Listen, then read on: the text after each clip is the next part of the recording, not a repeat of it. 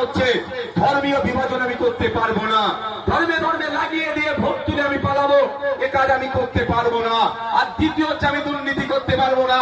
তাই আমার 5 বছরের রাজনীতি জীবনে একটা শব্দ কেউ দেখাতে পারবে না যে শব্দ দ্বারা কোন ধর্মের মানুষ, কোন বর্ণের মানুষ, কোন জাতের মানুষ, কোন লিঙ্গের মানুষ আর কোন লিঙ্গের প্রতি আমি অবমাননা করেছি, অপমান করেছি। সুতরাং আমার দ্বারা এটা হবে না, কারণ আমি দুর্নীতি করার জন্য রাজনীতিতে আসিনি। আমি 293টা বিধায়ককে দেখুন আর নওশাদ সিদ্দিকীকে আলাদা জায়গায় দেখুন। ভাঙড়ের বিধায়কের ইনকাম কমে গিয়েছে আর বাকি রাজ্যের বাকি বিধায়কদের ইনকাম বেড়ে গিয়েছে। এটা থেকে প্রমাণ হয় যে আমি দুর্নীতি করিনি, আমি চুরি করিনি, আমি তোলাবাজি করিনি।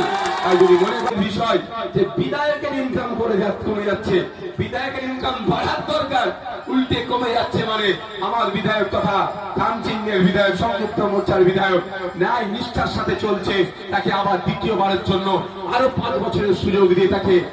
আমার উপরে এত রাগ কেন? আমাকে এত আটকানোর চেষ্টা হচ্ছে কেন?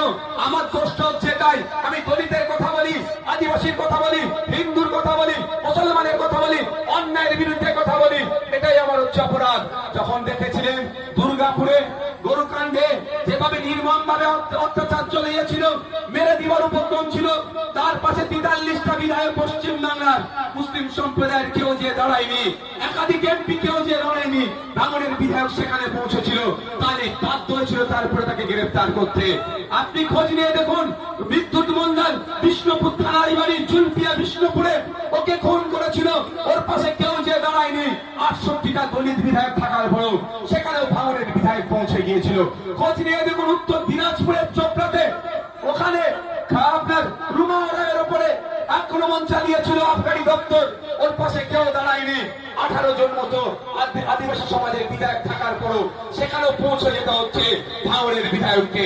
ফেক এসটিএসসি সার্টিফিকেট বাতিল নিয়ে কেউ কথা বলার সাহস পাচ্ছে না, সেই বিরোধিতা করছে আইএসএফ এর এই সংযুক্ত মোর্চা তথা ভাঙড়ের বিধায়ক। যেখানেই অন্যায় হচ্ছে তার বিরোধিতার জন্য প্রথম মুখ খুলছে ভাঙড়ের বিধায়ক, এটাই ওদের মাথা ব্যথা হয়ে দাঁড়িয়েছে।